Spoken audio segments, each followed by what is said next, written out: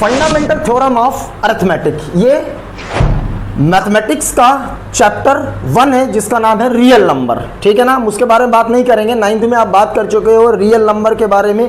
Real numbers कौन से होते हैं?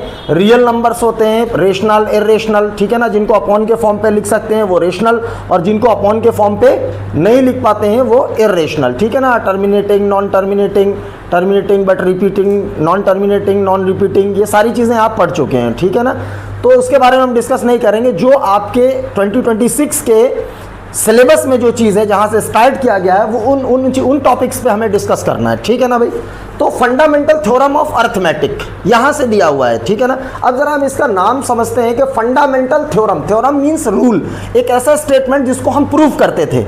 ठीक है ना, वही तो होता है थ्योरम हमारा। तो fundamental means basic, basic rule किसका? अरिथमेटिक का। अरिथमेटिक मीन्स जिनमें डिजिट्स का यूज किया जाए। ठीक है ना, तो वो जो डिजिट्स का यूज है यानी नंबर्स का यूज है, उसमें जो बेसिक रूल होते हैं वो क्या होते हैं? ठीक है ना, तो इस थ्योरम के अकॉर्डिंग जो है स्टेटमेंट क्या होगा? स्टेटमेंट है every composite number,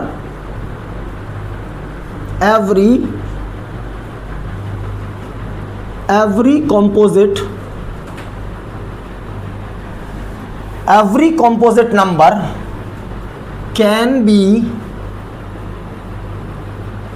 expressed, every composite number can be expressed as the product of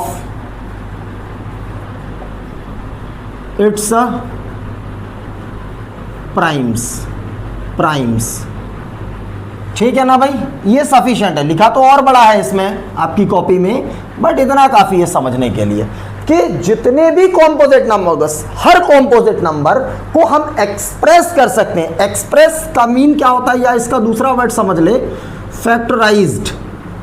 ठीक है ना भाई, एक्सप्रेस्ड और factorised as the product of its primes. ठीक है ना, तो प्रोडक्ट ऑफ इट्स प्राइम। तो यहां पर दो चीजें इंट्रोड्यूस हुई नई, कॉम्पोजिट नंबर और क्या हुआ आपका? प्राइम्स। तो भाई हम यहां पर किनारे पर समझते हैं जरा, जो आप क्लास 8 से समझते होगे, 7 से समझते हुए आ रहे होगे कि कॉम्पोजिट नंबर क्या होती है। कॉम्पोजिट नंबर्स, ठीक है ना, और क्या होता है? Prime numbers. ठीक है ना, कॉम्पोजिट नंबर्स क्या होते हैं? Having more than 2 factors, the number which have more than 2 factors. तो यहां पर हम सीधा लिख सकते हैं हैविंग मोर देन 2 फैक्टर्स, यानी ऐसे नंबर जिनके 2 से ज्यादा फैक्टर्स हों। अब भाई 2 से ज्यादा कौन कौन से नंबर्स के फैक्टर होते हैं?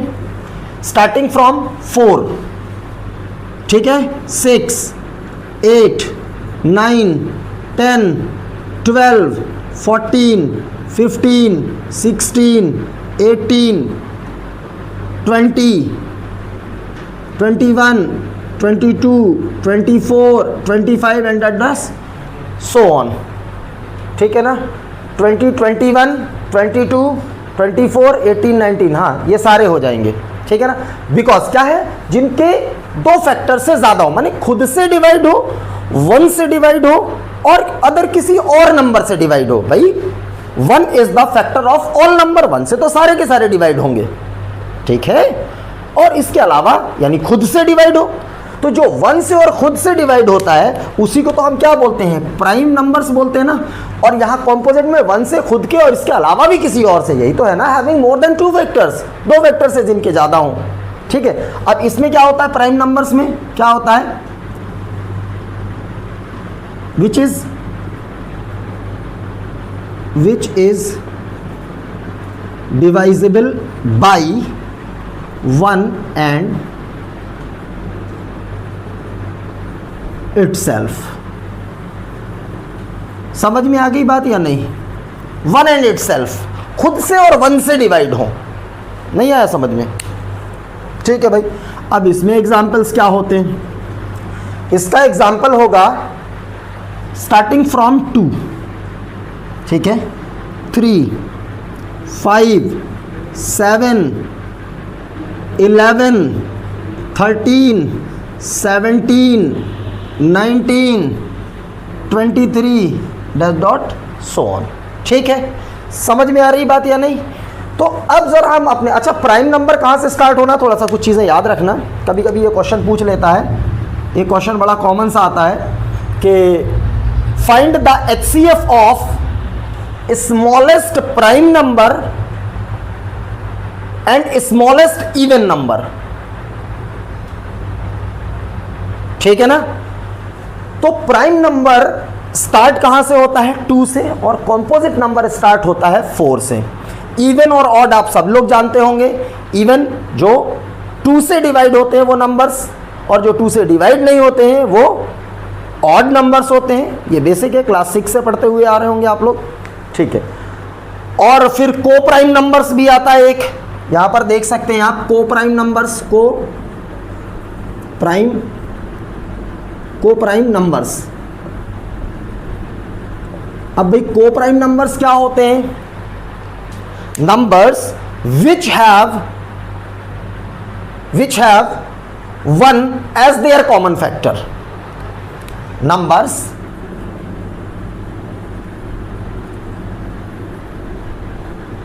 which have 1 as their common factors। Yes और नो? इसका एग्जाम्पल देख लो भाई, कोई भी 2 नंबर ले लो, और कॉन्जिक्यूटिव खास तौर पे। वैसे तो और भी होंगे कि मान लीजिए एक 10 हो जाएगा और एक जो होगा आपका 101 हो जाए। ठीक है, तो ऐसे भी हो सकते हैं, लेकिन कॉन्जिक्यूटिव पे भी ध्यान देना है कि अगर जैसे नहीं रैंडमली दिमाग काम कर रहा है तो आप कॉन्जिक्यूटिव लगातार 2 नंबर ले लो, कोई 10 11 मैंने लिया, ये 10 और एक ये 11, इनके फैक्टर करो। 1 is the factor of all numbers, we all know that. ठीक है, और ये क्या होगा 1 इंटू 10 इसके फैक्टर हो गए। इसका क्या हुआ भाई 1 इंटू 11। इसमें क्या करते हैं HCF जो होता है वो क्या होता है, दोनों में जो कॉमन होगा वही होता है ना ये। ठीक है ना, कॉमन फैक्टर ऐसे लिख लो, HCF ना करके क्या कर दो कॉमन फैक्टर CF। ठीक है, वो क्या हो जाएगा 1। तो यही बात तो मैंने लिखी है कि नंबर्स, ऐसे numbers which have 1 as their common factor. Yes और नो? ठीक है, तो these numbers या given numbers are known as co-prime numbers। समझ में आ गई बात या नहीं? भूलना नहीं है इनको आपको। इवन ऑड आप सब जानते हैं कि इवन क्या होता है, ऑड क्या होता है। ठीक है ना, इनका आगे यूज होगा इसी चैप्टर के अंदर। ठीक है, अब जरा हम अपने मेन टॉपिक पे आते हैं, जो कि ये तो हो गई यहाँ की बात। ठीक है, तो कह रहा है एवरी कॉम्पोजिट नंबर। तो कॉम्पोजिट नंबर मान लीजिए सारे कॉम्पोजिट नंबर एक एक करके, एवरी, हर एक कॉम्पोजिट नंबर। तो मैंने लिया इस बार 25 या 24 लेता हूं। तो every composite number can be expressed यानी फैक्टराइज। तो भैया फैक्टराइज करिए। 24 के फैक्टर्स कैसे होते हैं? ऐसे वाले आते हैं कि नहीं? 2 से डिवाइड होगा 12 टाइम, 2 से 6 टाइम, 2 से 3 टाइम्स, 3 से 1 टाइम। तो क्या बना भाई इसका 2 इंटू 2 इंटू 2 इंटू 3। सही है या नहीं? ठीक है, तो यही तो हुआ ना। फैक्टराइज क्या है? इसके जो फैक्टर हुए वो क्या है? As the product of its primes. तो ये क्या है? यही तो है भाई product of its primes. Product of क्या हुए? प्राइम्स हुए कि नहीं भाई? ये भी प्राइम है, ये भी प्राइम है, ये भी प्राइम है। ये जो फैक्टर्स होंगे किसी भी कॉम्पोजिट नंबर के, वो सारे के सारे हमेशा और हमेशा आपके प्राइम्स आएंगे। मेरी बात आ रही समझ में या नहीं आ रही है? तो जो भी आपके फैक्टर्स आएंगे किसके? कॉम्पोजिट नंबर के, वो सारे के सारे क्या होंगे? प्राइम्स होंगे। Is that clear? ठीक है ना। और यही बात इन्होंने कही है कि भाई प्रोडक्ट ऑफ प्राइम्स, तो इन सबका मल्टीपल जो होगा वही तो होता है ना, प्रोडक्ट मल्टीप्लाई जो होता है। ठीक है ना, प्रोडक्ट होता है किसका होगा? ये कॉम्पोजिट नंबर का। क्लियर हो गई है मेरी बात या नहीं? ठीक है, तो अब इसका जो है, जैसे मान लीजिए एक बड़ा अच्छा क्वेश्चन है आपकी एक्सरसाइज में ही है, फर्स्ट पॉइंट ये 1.1 में। ठीक है ना, 1.1 में है। वो क्या है कि उन्होंने कहा है कि 140 है, इसको आप प्राइम के फैक्टर्स में, प्राइम फैक्टर्स में इसको क्या करिए? प्रोडक्ट के फॉर्म पर राइट करिए। पहला ही क्वेश्चन आप लोग बुक से देख सकते हैं। तो क्या करना है? 140 के आप फैक्टर करेंगे, 2 17s are, 2 35s are, 5 7s are और 7 1s आर। तो क्या हुए भाई 2 इंटू 2 इंटू 5 इंटू 7, तो ये क्या हुआ 2 टाइम्स है, तो इसको पावर नोटेशन पे राइट कर ले।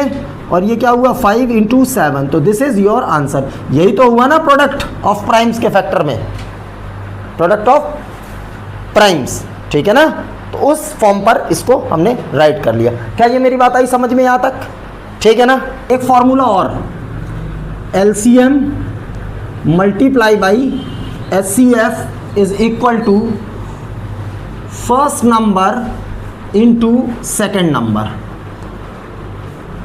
ठीक है ना।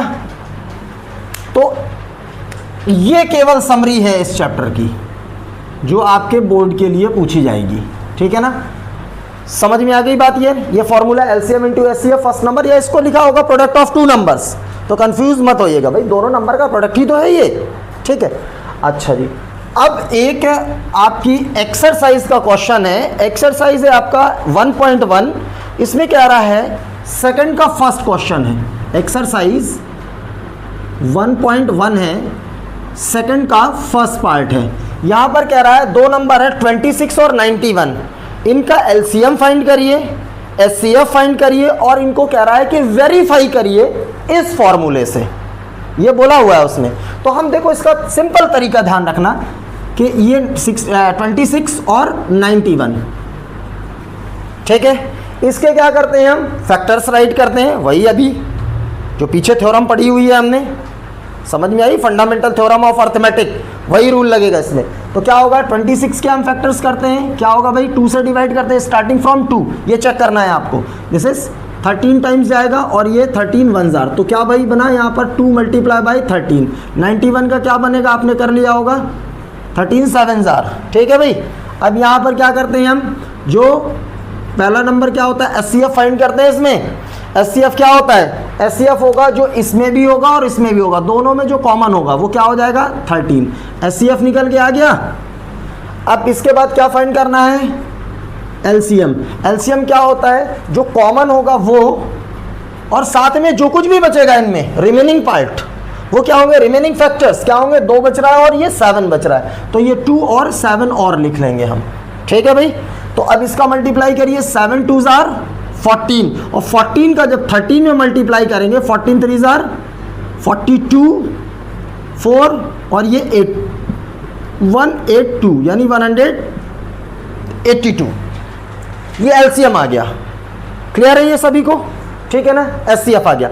अब इसके बाद उसने क्या कहा है वेरीफाई करिए, तो इसमें हम वेरिफिकेशन की बात करेंगे। वेरिफिकेशन का मतलब जांचना, आंसर को वेरीफाई करिए। वेरीफाई क्या होता है भाई, वेरीफाई का मतलब ये होता है कि LHS और RHS कोई फॉर्मूले में है, तो भाई यहाँ पर देखेंगे हम, ये लेफ्ट हैंड साइड वाला हिस्सा है और ये इक्वल के उस साइड वाला राइट हैंड साइड वाला, इन दोनों की वैल्यू रखिए। तो क्या करेंगे वेरीफाई, यहाँ से मैं बार बार नहीं लिखूंगा इसी फॉर्मूले को, ठीक है ना। यहाँ समझिए LCM की वैल्यू कितनी है, इसकी जगह ये फॉर्मूला आप यहाँ राइट करेंगे। LCM कितना है 182, मल्टीप्लाई की जगह ये मल्टीप्लाई। HCF क्या है हमारे पास 13, यस और नो। फिर क्या है इक्वल, तो इक्वल लगाया मैंने। फर्स्ट नंबर क्या है, फर्स्ट नंबर क्या है 26, सेकंड नंबर क्या है भाई 91।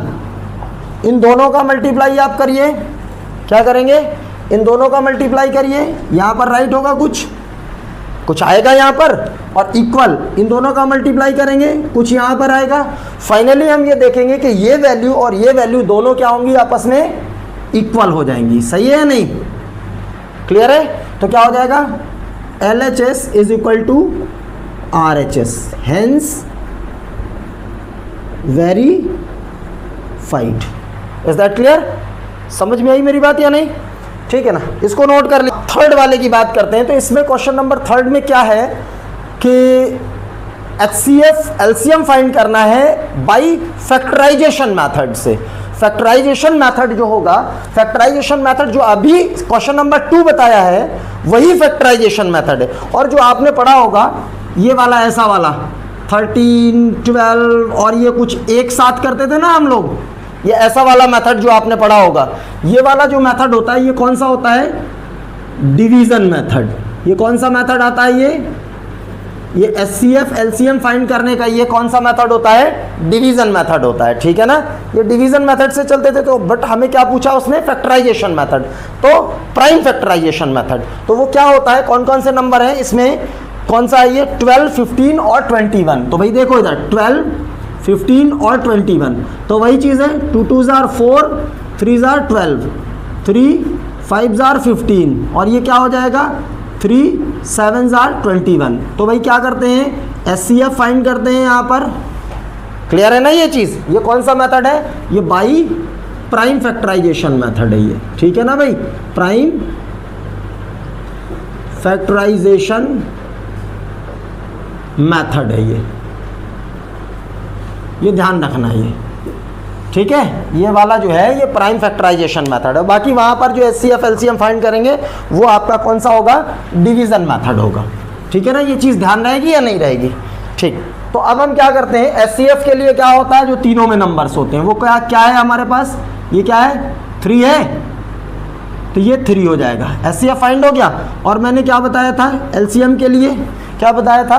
जो कॉमन हो वो, और साथ में जो बचे हुए हैं। क्या बच रहा है? 2 × 2, 5 × 7, यही हो रहा है। ज़रा मल्टीप्लाई करते हैं। 3 2s are 6, 6 2s are 12, 12 5s are 60, और 60 7s are 420। कितना बढ़िया आंसर आया, ठीक है ना। ठीक। अब एक क्वेश्चन और है यहाँ पर। अब नेक्स्ट क्वेश्चन हम 5 वाला बताते हैं यहाँ पर, ठीक है ना। क्या है ये? Check weather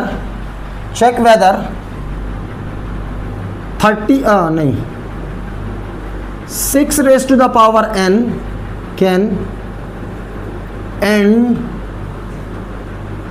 with the digit 0। और यहाँ पर क्या है?